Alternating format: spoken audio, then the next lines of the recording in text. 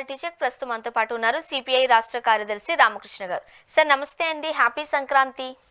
Thank you అమ్మా, నమస్తే sir, Sankranti అని అనగానే ప్రభుత్వాలు ప్రజలకు సంక్రాంతి కానుకలను సమర్పిస్తూ ఉంటాయి. ఈ సంవత్సరం చాలా పెద్ద పెద్ద కానుకలు రాష్ట్ర ప్రభుత్వం నుంచి కావచ్చు, కేంద్ర ప్రభుత్వం నుంచి కావచ్చు వస్తాయేమో చాలా ఆశతో ఆతృతగా ఎదురు చూసిన వాళ్ళకి నిరాశ మిగిలైంది. సో పండగ దగ్గర నుంచి వెళ్దాం మనం. ఏవి సంక్రాంతి కానుకలు? ఏపీలో ఎక్కడికి వెళ్ళిపోయాయి? ఆంధ్రప్రదేశ్ సంక్రాంతి కానుకలు ఇవ్వడానికి మన రాష్ట్ర ముఖ్యమంత్రి దగ్గర పెద్దగా నిధులు లేవు. ఎందుకంటే చంద్రన్న కానుక అనే పేరుతో ఏదైతే ఇచ్చారో అది కూడా ఇవ్వడానికి వారి దగ్గర డబ్బులు లేని పరిస్థితి. 1వ తేదీకి జీతాలు ఇవ్వాలంటే కూడా అప్పులు చేసే తప్ప జీతాలు ఇవ్వలేని పరిస్థితిలో మన ఆంధ్ర రాష్ట్ర పరిస్థితి, ఆర్థిక పరిస్థితి అధ్వాన్నంగా ఉంది. అది ఇప్పుడే కాదు, గత 2-3 సంవత్సరాలుగా అదే పరిస్థితి కొనసాగుతా ఉంది. కొత్త గవర్నమెంట్ వచ్చిన తర్వాత కూడా ఉన్నట్టుండి ఏదో సంపద సృష్టిస్తాము లేదా డబ్బులు వస్తాయంటే డబ్బులు వచ్చే మార్గాలు లేవు. కాబట్టి సహజంగా అప్పులపైన ఆధారపడి ఈ ప్రభుత్వం అయినా సరే జీతాలు కానీ పెన్షన్లు కానీ ఇస్తూ ఉంది. అందుకోసమే ఈ గవర్నమెంట్ సంక్రాంతి కానుకలు ఇస్తుంది, లేదంటే జనవరి 1 కానుకలు ఇస్తుంది అంటే అది ఇవ్వడం అనేది అంత సులభం కాదు. ఎందుకంటే ఆర్థిక పరిస్థితులు బాగున్నప్పుడు లేదంటే సర్ప్లస్ ఇన్కమ్ ఉన్నప్పుడు వారు ఏదైనా చేయగలరు. కానీ ఉన్న ఆదాయ వనరులలో జీతాలు ఇవ్వడానికి, పెన్షన్ ఇవ్వడానికి, మినిమం ఖర్చులు భరించడానికే ప్రభుత్వంకి ఇబ్బంది కలుగుతున్న నేపథ్యంలో వాళ్ళు కొత్తగా ఏవో ఇస్తారనడానికి అవకాశం లేదు. నెంబర్ 2 ఏమంటే చంద్రబాబు నాయుడు గారు మన ఎట్టైనా సరే అధికారంలోకి రావాలనే ఉద్దేశంతో అలివిగాని వాగ్దానాలు చేశారు. అన్ని రకాల వాగ్దానాలు రైతులకు, యువకులకు, విద్యార్థులకు, అదే విధంగా తల్లులకు, మహిళలకు అందరికి కూడా విపరీతమైన వాగ్దానాలు చేశారు. ఆ వాగ్దానాలు ఇప్పుడు చంద్రబాబు నాయుడు గారు తొలిసారి ముఖ్యమంత్రిగా అయ్యారనుకోండి. సో అధికారం చేపట్టడం కోసము, అధికారంలోకి రావడం కోసము రాష్ట్ర బడ్జెట్ ఎంత ఉంది, నేను అధికారంలోకి వచ్చినట్లయితే నేనేం చేయగలను, ఇవన్నీ తెలియకుండా చేశారని అనుకోవచ్చు. బట్ చంద్రబాబు నాయుడు గారిని ముఖ్యమంత్రిగా కన్నా కూడా ఒక గుడ్ అడ్మినిస్ట్రేటర్గా చూస్తూ ఉంటారు కదా. మరి ఈ నేపథ్యంలో ఇవేమీ తెలియకుండానే అలవి కాని హామీలు ఇచ్చేశారా? అధికారం చేపట్టడం కోసం ప్రజలను ఎంతకైనా మోసం చేయడానికి చంద్రబాబు నాయుడు గారు ఈ వయసులో ఇటువంటి పనులు చేస్తారా? కొంతమంది బాహాటంగానే గట్టిగానే మాట్లాడుతున్న మాటలు, మీరేం చెప్తారు? మా ముఖ్యమంత్రి గారికి ఆర్థిక పరిస్థితులు తెలియవని అనుకోవడానికి వీల్లేదమ్మా. ఎందుకంటే గతంలో ఆయన 15 ఏళ్ల పాటు ముఖ్యమంత్రిగా పనిచేశారు. తర్వాత అంతకుముందు 15 ఏళ్ల పాటు దాదాపు రాష్ట్రానికి ప్రతిపక్ష నేతగా ఉన్నారు. అంతేకాకుండా అంతకుముందు ముఖ్యమంత్రి కాకముందు ఆయన రెవెన్యూ మినిస్టర్ గా పనిచేశారు, ఫైనాన్స్ మినిస్టర్ గా పనిచేశారు. తర్వాత మన ఎన్నికల సందర్భంలో కూడా ముఖ్యమంత్రి పదే పదే చెప్పాడు, రాష్ట్రం ఆర్థికంగా దివాళా తీసింది, మొత్తం అప్పుల్లో కూరుకుపోయింది, లక్షల కోట్ల రూపాయలు అప్పు చేశారు, ఈ అప్పులకు వడ్డీలు చెల్లించడం కూడా కష్టంగా ఉంది, భారంగా ఉంది అనే విషయం చాలా స్పష్టంగా ఆయన చెప్పాడు. ఆయన చెప్పడమే కాదు, దాదాపు ప్రతిపక్ష పార్టీలన్నీ కూడా అదే చెప్పాము. మరి తర్వాత అధికారంలో ఉన్న పార్టీ కూడా ఏదో ఆర్థికంగా అంతా చాలా బాగుందని వారు కూడా ఏనాడు చెప్పలే. వాళ్ళు ఏదంటే మీరు చెప్పినంత అప్పులు లేవని చెప్పారే తప్పితే వారంతా చాలా బ్రహ్మాండంగా ఉన్నాయన్నమాట వారు కూడా చెప్పలేకపోయారు. ఎందుకంటే వాస్తవాలు అవి కాబట్టి. అంటే చంద్రబాబు నాయుడు గారు ఎట్లయినా సరే అధికారంలోకి రావాలి, ఈ చంద్రబాబు నాయుడు వస్తే ఇవన్నీ స్కీమ్స్ తగ్గిస్తాడేమో అని ప్రజలు అనుకుంటారేమో అని తగ్గించకుండా దానికంటే ఇంకా ఎక్కువ ఇస్తానని చెప్పాడు. నేను ఉదాహరణ మీకు చెప్పదలుచుకున్నా. ఒకటి, పిల్లలకి ఎవరైతే స్టూడెంట్స్ కాలేజ్ లో స్కూల్స్ చదువుతా ఉంటారో వాళ్ళకి తల్లి దీవెన అని చెప్పి ఓన్లీ ఒక సన్కే ఇచ్చేవాళ్ళు, లేదా వాళ్ళ 3-4 పిల్లలు ఉంటే ఒక అమ్మాయికో ఒక అబ్బాయికో ఇచ్చేవాళ్ళు. చంద్రబాబు నాయుడు గారు ఇచ్చిన వాగ్దానం ఏమంటే మీకు ఎంతమంది పిల్లలు ఉన్నా సరే వాళ్ళందరికీ కూడా నేను వారికి ఇస్తాను అని చెప్పాడు.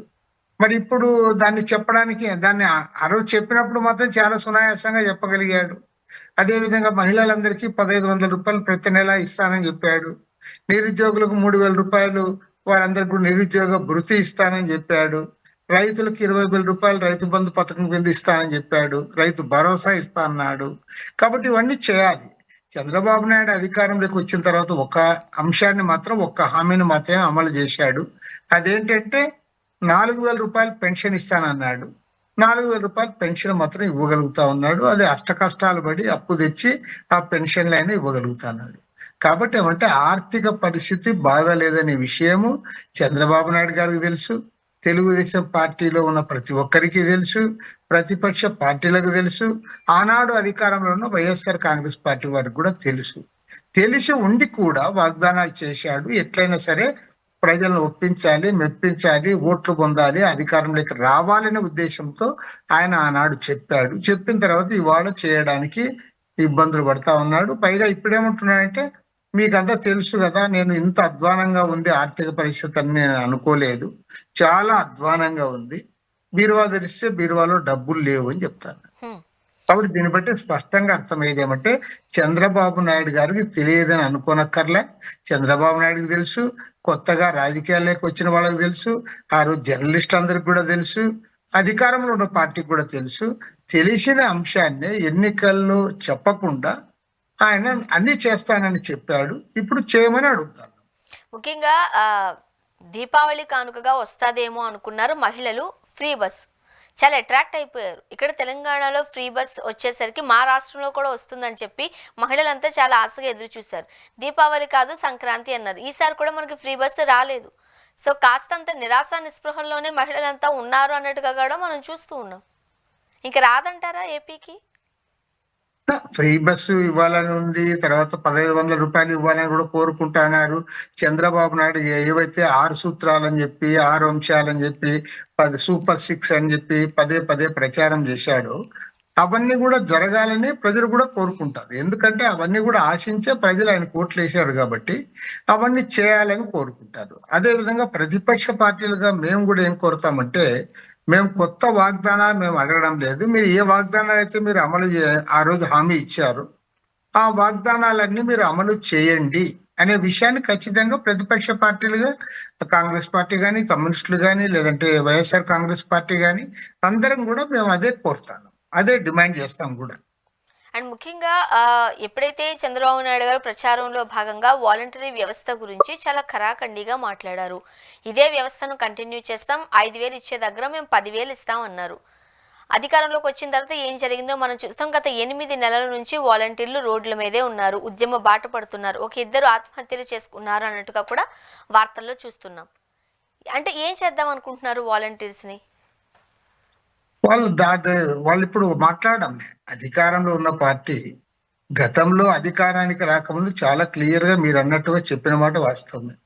5,000 వాళ్ళకి చాలదు, 10,000 ఇస్తామని కూడా చెప్పారు. అధికారంలోకి వచ్చిన తర్వాత మాట మార్చారు. 10,000 ఇవ్వకపోతున్నా కనీసం 5,000 రూపాయలతో వాళ్ళని కొనసాగించినా వాళ్ళకి కొద్దిగా మర్యాద ఉండేది.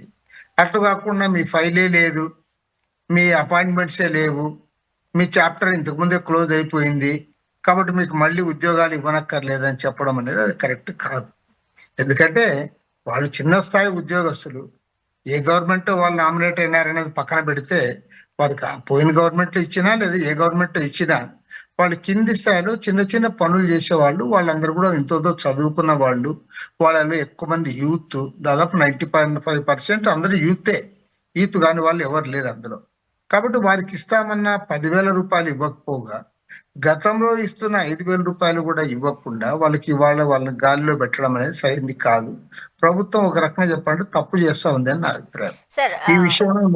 ఈ విషయమే ముఖ్యమంత్రి గారి దృష్టికి కూడా నేను తెచ్చాను, కానీ ముఖ్యమంత్రి గారు కూడా సానుకూలంగా స్పందించడం. ఇంకా అంశాన్ని వదిలిపెట్టండి, అంశం అది ముగిసింది కదా అని అంటున్నాడు, కానీ అది ముగిసిన అంశం అని నేనైతే అనుకోవడం లేదు. ఉద్యమ బాట పడుతున్నారు కాదు సార్, రాజు తలుచుకుంటే దెబ్బలకు కొదువా అన్నట్టు నిజంగానే ప్రభుత్వం చిత్తశుద్ధితో వాళ్ళు ఇచ్చిన మాట మీద కట్టుబడి ఉండుంటే ఈ జీవోలను బూచిగా చూపించే అవసరం ఉంది అంటారా? వాళ్ళు చేయాలనుకుంటే పెద్ద సమస్య కానే కాదు. నిజంగా ముఖ్యమంత్రి గారు కానీ, లేదంటే సంబంధిత మంత్రులు కానీ, సంబంధిత మంత్రి కాదు, దీనిపైన ముఖ్యమంత్రి గారు యాక్షన్ తీసుకోవాలి. ఎందుకంటే ఆయన చొరవ చూపాలి. ఏదో ఇవాళ ఏదో అధికారం ఉంది కదా మేము ఏం చెప్పినా జరుగుతుంది అనే పద్ధతుల్లో దాన్ని కొట్టివేస్తున్నారు తప్ప, అది నిజంగా ఒక సీనియర్ లీడరు, ఎందుకంటే అవునన్నా కాదన్నా రాష్ట్రంలో సీనియర్ లీడరు, సుదీర్ఘకాలం అడ్మినిస్ట్రేషన్ ఎక్స్పీరియన్స్ ఉన్న వ్యక్తి, ఆయనే ఎవరో చెప్పినారు హామీ అంటే అది కాదు కదా. సాక్షాత్తు ప్రతిపక్ష నేతగా ఉన్న చంద్రబాబు నాయుడు గారు, మేము అధికారం లేకొస్తే మిమ్మల్ని అందరూ కూడా మీ సేవలు వినియోగించుకుంటాం, మీకు 10,000 రూపాయల జీతం పెంచుతాం, మీకు ఇప్పుడు ఇస్తున్న 5,000 రూపాయలు ఏ మూలకు సరిపడదని చెప్పి చాలా క్లారిటీతో చెప్పాడు. ఇవాళ అధికారంలోకి వచ్చిన తర్వాత మీరు 10,000 ఇవ్వకపోయినా, అయ్యా ఇప్పుడు ఆర్థిక పరిస్థితులు బాగా లేవు కాబట్టి 10,000 రూపాయలు ఇచ్చే అవకాశం లేదు, ఈ 5,000 రూపాయలతో మీరు సర్దుకోండి, లేదా రేతావాత మీ కార్యక్రమాలు చూసుకొని మేము ఏదైనా మనకు వెసులుబాటు ఆర్థికంగా కొద్ది మన పరిస్థితులు మరింత మెరుగైన తర్వాత కావాల్సింటే మీకు 10,000 పెంచుతామని చెప్తే, అరే చంద్రబాబు నాయుడు గారు ప్రాక్టికల్ గా మాట్లాడుతా ఉన్నారు, అడ్మినిస్ట్రేటర్ కాబట్టి ఆయన ముఖ్యమంత్రి కాబట్టి అన్ని కూడా ఆలోచించి చెప్తున్నాడు అని చెప్పి ప్రజలు కూడా కొంత అర్థం చేసుకుంటారు. అట్లా కాకుండా అసలు 2,60,000 మందిని నీవు ఇవాళ మీ ఫైల్ లేదు, మిమ్మల్ని మేము తీసుకోలేము, మీ సేవలు వినియోగించుకోలేము, మీరు చేసే పనులు సచివాలయం సిబ్బందికి అప్పచెప్తాము అని ఈ రకంగా మాట్లాడడం అనేది అది వాగ్దాన భంగం చేసినట్టు ఉంటుంది తప్పితే అది ఏ రకంగా కూడా ముఖ్యమంత్రి గారి స్థాయికి తగదు.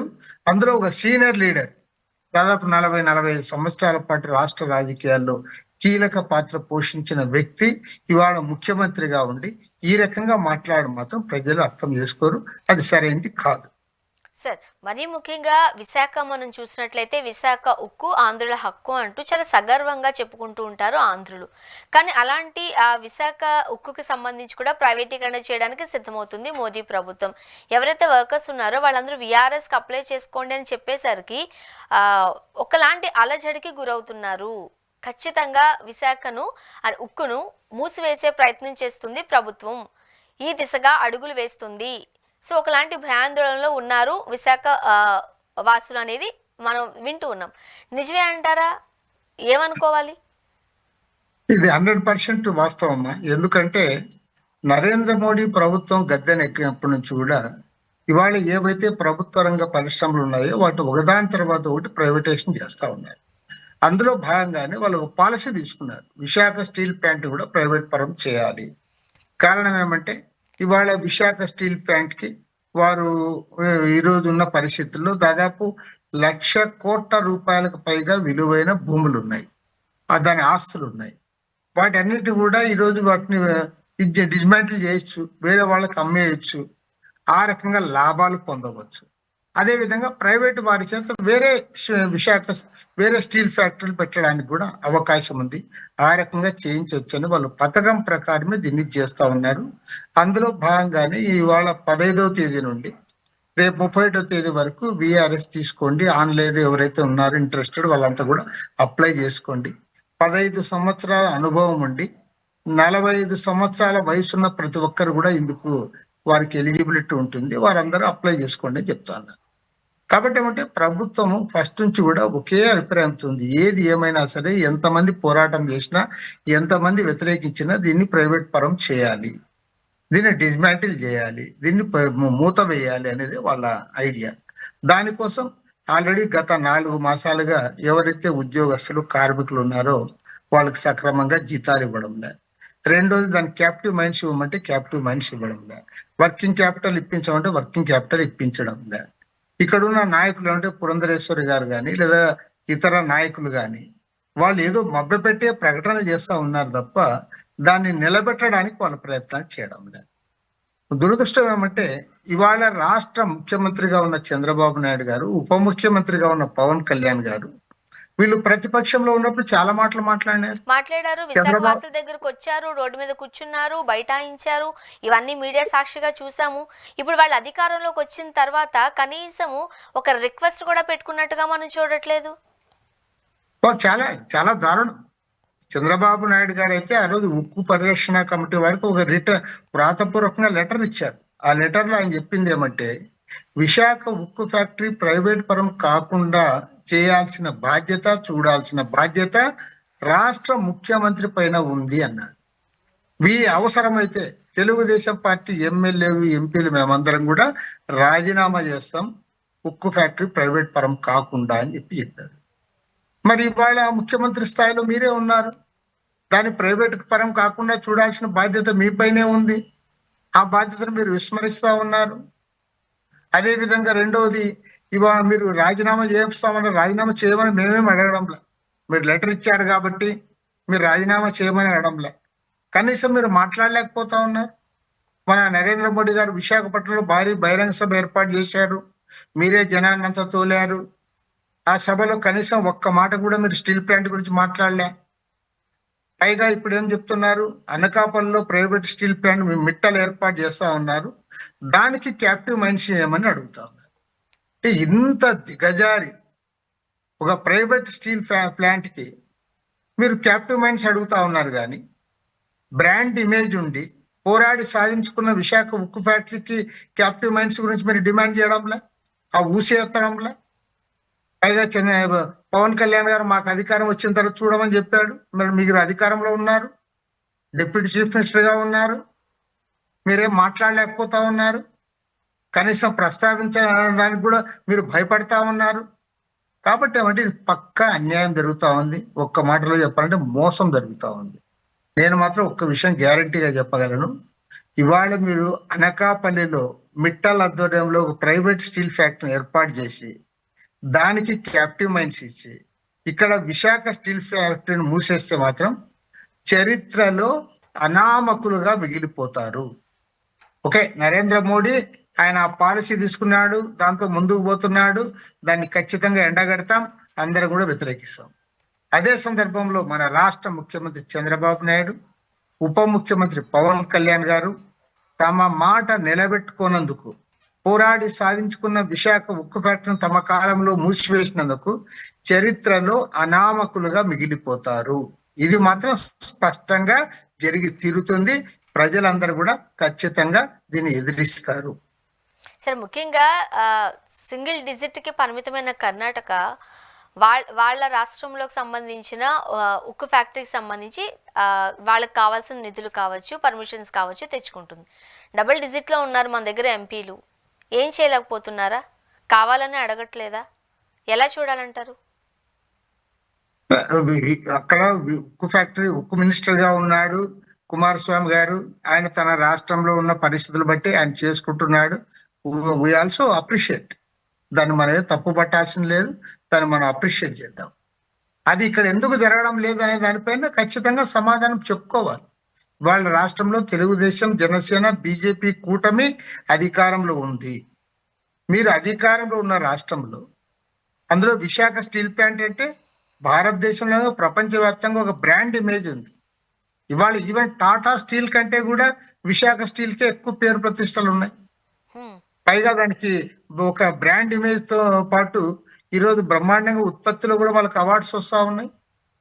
ఇంకా దాన్ని పెంచడానికి 20 మిలియన్ టన్స్ పెంచడానికి అన్ని రకాల అవకాశాలు ఉన్నాయి. విలువైన లక్షల కోట్ల రూపాయల భూములు ఉన్నాయి. అన్ని ఉండి కూడా మీరు ఎందుకు దాని పట్ల శీతకన్ను వేస్తున్నారో దానికి ఈనాటికి కూడా మీరు సమాధానం చెప్పలేకపోతారు. అధికారంలో ఉంటే ఒక మాట, అధికారం లేకపోతే ఇంకొక మాట. ఇవాళ మోడీకి భయపడి కేంద్రంలో బీజేపీ ప్రభుత్వం, ఎన్డీఏ ప్రభుత్వం అధికారంలో ఉంది కాబట్టి మోడీకి, అమిత్ షాకి భయపడి ఇవాళ దాన్ని ప్రైవేట్ వారికి అప్పచెప్తా ఉంటే మీరు చూస్తా ఉన్నారు. కాబట్టి ఏమంటే ప్రజలు వీటన్నిటి కూడా గమనిస్తా ఉన్నారు. తప్పకుండా తగు రీతిలో బుద్ధి చెప్తారు. పోరాటాన్ని వదిలిపెట్టేది లేదు. మళ్ళీ రాష్ట్ర వ్యాప్త పోరాటానికి శ్రీకారం చుడతాం. విశాఖ స్టీల్ ప్లాంట్ కాపాడుకునేందుకు ఎంత దూరమైనా సరే మా పోరాటాన్ని కొనసాగిస్తాం. మరీ ముఖ్యంగా మొన్నటికి మొన్న విశాఖకు వచ్చారు మోదీ గారు. ఏం జరుగుతుంది అన్న విషయాన్ని పక్కన పెడితే, ఒక ముఖ్యమంత్రిగా ఉన్న చంద్రబాబు నాయుడు గారు, డిప్యూటీ చీఫ్ మినిస్టర్గా ఉన్న పవన్ కళ్యాణ్ గారు కనీసం ఒక రిక్వెస్ట్ చేసినట్లుగా కూడా మనం చూడలేదు. ఇది చాలా బాధాకరమైన అంశంగా చాలా మంది పరిగణిస్తూ ఉన్నారు. ఎందువల్ల అట్లీస్ట్ ఒక మాట కూడా అనలేకపోయారు, నోరు కూడా మెదపలేకపోయారు? ఏమై ఉంటుందంటారు? ఈ chief minister, deputy chief minister ఇద్దరు కూడా నరేంద్ర మోడీ కనుసన్నల్లో ఈ రాష్ట్రాన్ని పరిపాలన చేయాలనుకుంటా ఉన్నారు తప్ప రాష్ట్ర ప్రజల యొక్క ప్రయోజనాలను దృష్టిలో పెట్టుకొని వాళ్ళు మాట్లాడడం లేదు. వాళ్ళకి ఎంతసేపు ఉన్నా కొంత అప్పులు ఇప్పించి ఇక్కడ ప్రభుత్వాన్ని నడపడానికి కొద్దిగా పోలీస్ సహకారం ఇచ్చి ఇతరేతర సహకారాలు వాళ్ళకి అందిస్తే చాలనుకుంటా ఉన్నారు తప్ప ఈ విశాఖ స్టీల్ ప్లాంట్ విషయంలో మాత్రం ఘోరమైన తప్పిదాన్ని వారిద్దరూ చేస్తున్నారు. ఓకే, బీజేపీ వదిలిపెట్టండి, బీజేపీకి విలువ లేదు. బీజేపీ ఒక తప్పుడు అవగాహనతో ఉంది. పబ్లిక్ రంగ పరిశ్రమలు అన్ని కూడా ప్రైవేట్ పరం చేయాలనే ఉద్దేశంతో వారు ముందుకు పోతా ఉన్నారు. కార్పొరేట్లకు ఊడిగం చేస్తా ఉన్నారు. వాళ్ళ ఆస్తులు పెంచి పోషిస్తా ఉన్నారు. వాళ్ళ ఊడిగం చేయడానికే వారి కేంద్రంలో అధికారంలో ఉన్నారు. కానీ మీకేమైందని నేను అడుగుతాను. చంద్రబాబు నాయుడు గారు ఎందుకు మాట్లాడడం లేదు? అదేవిధంగా పవన్ కళ్యాణ్ గారు నేను ప్రశ్నిస్తానని చెప్పి రాజకీయాల్లోకి వచ్చిన వాడివి, మాకు అధికారం ఇస్తే దాన్ని ఆపుతామని చెప్పిన వాడివి, నాకు ఎక్కువ టైం కూడా పట్టదు, నేను అనుకుంటే ఆపుతానని చెప్పి నువ్వు చాలా గగ్గోలు పెట్టావు కదా, మరి రంకెలేసావు కదా, ఇవాళ ఎందుకు మాట్లాడంలే? సాక్షాత్తు విశాఖపట్నంలో దాదాపు 2 లక్షల మందికి పైగా వచ్చిన బహిరంగ సభకి జనం ఎవరు తెచ్చారు? బీజేపీ వాళ్ళు తెచ్చారా? ఆ జనాన్ని సమీకరించిందంతా మీరే కదా, మెయిన్ గా తెలుగుదేశం పార్టీ, అదేవిధంగా దానికి తోడు జనసేన పార్టీ. అంత పెద్ద ఎత్తున జన సమీకరణ చేసి రాష్ట్ర ప్రజలందరూ కూడా దాన్ని గమనిస్తున్న సందర్భంలో మీరిద్దరు ఒక్క మాట మాట్లాడలేకపోయారు. కాబట్టి మీ దివాళా కోరుతనాన్ని ప్రజలందరూ కూడా గమనిస్తా ఉన్నారు. మీరు అనుకోవచ్చు మిట్టల్ స్టీల్ ఫ్యాక్టరీ వస్తే అది వచ్చినట్లే కాదని. మిట్టల్ స్టీల్ ఫ్యాక్టరీ ఎవరి కోసం వస్తుంది? వాళ్ళ లాభాల కోసం వస్తుంది. నువ్వు మిట్టల్ స్టీల్ ఫ్యాక్టరీకి క్యాప్టివ్ మైన్స్ ఇవ్వమని చెప్పి మీరు అడుగుతా ఉన్నారంటే మీరు ఎంత దిగజారి అడుగుతా ఉన్నారు. విశాఖ స్టీల్ ఫ్యాక్టరీకి క్యాప్టివ్ మైన్స్ ఇస్తే వారు బ్రహ్మాండమైన లాభాల్లో తెస్తారు. ఒక టన్నుకు 4,000 రూపాయలు అదనంగా పడతా ఉంది ఇవాళ దానికి రేటు. అదే క్యాప్టివ్ మైన్స్ ఉన్నప్పుడు ఆటోమేటిక్ గా తగ్గుతుంది. తర్వాత ఇవాళ భారతదేశంలోనే అత్యంత బ్రాండ్ ఇమేజ్ కలిగిన స్టీల్ ఎక్కడ ఉత్పత్తి అవుతా ఉంది అంటే ఇవాళ విశాఖ స్టీల్ లో ఉత్పత్తి అవుతా ఉంది. అలాంటి బ్రాండ్ ఇమేజ్ ఉండి తర్వాత దాదాపు 2 లక్షల కోట్ల రూపాయల ప్రాపర్టీ కలిగిన స్టీల్ ప్లాంట్, 32 మంది ప్రాణాలు అర్పించి సాధించుకున్న స్టీల్ ప్లాంట్, దాన్ని మీరు ప్రైవేట్ పరం చేస్తా ఉంటే మీరు ఏమాత్రం కూడా నిమిత్త మాత్రం మీద నిలబడిపోతే ఖచ్చితంగా నేను గ్యారంటీ చెప్తాను, 100% చెప్తా, చంద్రబాబు నాయుడు పవన్ కళ్యాణ్ అనామకులుగా మిగిలిపోతారు చరిత్రలో. ఇదొక్కడి వాళ్ళు ఎన్ని పనులు మంచి పనులు చేసినా ఇదొక్కడి జరిగిందంటే మాత్రం ఖచ్చితంగా రాష్ట్ర ప్రజలు, తెలుగు ప్రజలు, నాట్ ఓన్లీ ఆంధ్రప్రదేశ్, తెలుగు ప్రజలు ఎక్కడున్నా సరే దీన్ని సహించరు. ఎందుకంటే ఆ రోజు ఉమ్మడి ఆంధ్రప్రదేశ్ రాష్ట్రంలో అటు ఆదిలాబాద్ జిల్లా నుండి అనంతపురం వరకు, చిత్తూరు జిల్లా నుండి శ్రీకాకుళం వరకు ఈ పోరాటం జరిగింది. ఆ పోరాటంలో ఈవెన్ హైదరాబాద్ లో చనిపోయారు కాల్పుల్లో, ఆదిలాబాద్ జిల్లాలో కాల్పుల్లో చనిపోయారు. 32 మంది విద్యార్థులు ఆ రోజు ప్రాణాలు అర్పించారు. వారి ప్రాణత్యాగాల ఫలితంగానే ఇవాళ విశాఖ ఉక్కు ఫ్యాక్టరీ అక్కడ నెలకొల్పబడింది. దాన్ని ఇవాళ లేకుండా చేస్తే మిట్టల్ కంపెనీ వస్తే ప్రజలు సంతోషపడతారా? కాబట్టి ఏమంటే కేంద్రంలో అధికారంలో నరేంద్ర మోడీ ప్రభుత్వం కార్పొరేట్లకు అనుకూలంగా వ్యవహరిస్తూ వాళ్ళ ఆస్తులు పెంచడానికి, వాళ్ళని అభివృద్ధి చేయడానికి ప్రయత్నం చేస్తా ఉంది. దాంట్లో మీరు పావులుగా మారుతా ఉన్నారు. మీరు పావులైతే మాత్రం ఖచ్చితంగా పదే చెప్తున్నాను, చరిత్ర క్షమించదు. ఓకే సార్, ఫైనల్ గా చెప్పండి, ఢిల్లీ ఎలక్షన్స్ మీరు ఎట్లా అభివర్ణిస్తారు? వాళ్ళ ఢిల్లీలో బీజేపీ వారు ప్రతిష్టాత్మకంగా తీసుకొని ఏది ఏమైనా సరే ఎన్నికల్లో గెలవాలని చెప్పి అన్ని రకాల ప్రయత్నాలు చేస్తా ఉన్నారు.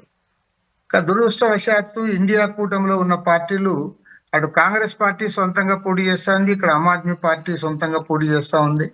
తర్వాత మిగిలిన పార్టీలు కూడా వారికి బలాలు ఉన్న చోట కమ్యూనిస్టులు మిగతా వాళ్ళు పోటీ చేసుకుంటా ఉన్నారు. కాబట్టి ఏమంటే ప్రతిపక్షాలు ముఖ్యంగా ఇండియా అలయన్స్ పార్టీల యొక్క ఓట్లు చీలిపోతా ఉన్నాయి. బీజేపీ మాత్రము పూర్తి స్థాయిలో కేంద్ర ప్రభుత్వము, నరేంద్ర మోడీ, అమిత్ షా అందరూ కూడా దాంట్లో ఇన్వాల్వ్ అయ్యి వాళ్ళు ఏది ఏమైనా సరే ఢిల్లీలో గెలవాలనే దాంతో వాళ్ళు ప్రయత్నాలు చేస్తా ఉన్నారు. నిజంగా ఇటు జరిగి ఉండాల్సింది కాదు. ఇండియా కూటమి పార్టీల మధ్య సఖ్యత ఉంటే బాగుండేది.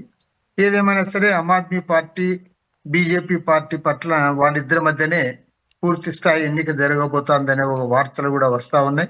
కానీ ఆమ్ ఆద్మీ పార్టీని ఏదేమైనా సరే ఓడించాలనే ఉద్దేశంతో ఇవాళ మాజీ ముఖ్యమంత్రి అరవింద్ కేజ్రీవాల్ పైన, ఎందుకంటే ఆయన మెయిన్ లీడర్ ఆయన, అదేవిధంగా మనీష్ సిసోడియా పైన ఈడీ దర్యాప్తుకు ఇప్పుడే ఆదేశించారు. వారు కూడా తెప్పిస్తున్నారు. మరోవైపు రకరకాల దుష్ప్రచారాలు కూడా చేస్తా ఉన్నారు. అక్కడ ఏదో బాంబు బెదిరింపులు వస్తే వీళ్ళకి ముఖ్యంగా ఆమ్ ఆద్మీ పార్టీకి టెర్రరిస్టులతో సంబంధాలు ఉన్నాయి కాబట్టే ఇలాంటివి జరుగుతున్నాయని చెప్పి కూడా ఒక ప్రచారాన్ని లేవనెత్తారు. ఏదేమైనా సరే ఢిల్లీ ఎన్నికలు అత్యంత కీలకమైన ఎన్నికలు. ఈ ఎన్నికల్లో బీజేపీ ఓడిపోవాలని చెప్పి మేము కోరుకుంటా ఉన్నాం. బీజేపీని ఓడించడానికి సెక్యులర్ పార్టీలన్నీ ఐక్యంగా ముందుకు పోయింటే చాలా బాగుండేది. అది కానీ ఆ పరిస్థితులు అయితే జరగనందువల్ల కనిపించడం లేదు కదండి. ఆ పరిస్థితులు కనిపించడం లేదు. కాబట్టి వాళ్ళ సెక్యులర్ వాదులందరూ కూడా ఆందోళన చెందుతా ఉన్నారు. ఏదేమైనా సరే మరి బీజేపీని ఎవరు ఓడించినా మంచిదే, ఓడించాలని మాత్రం కోరుకుంటాం. చూద్దాం ఏం జరగబోతుందో. థ్యాంక్ యూ సో మచ్, మీ అభిప్రాయాలు మాతో పంచుకున్నారండి. థ్యాంక్ యూ వెరీ మచ్ అండి. థ్యాంక్ యూ మా. ఇది వాళ్ళ రియాలిటీ చెక్. Stay tuned.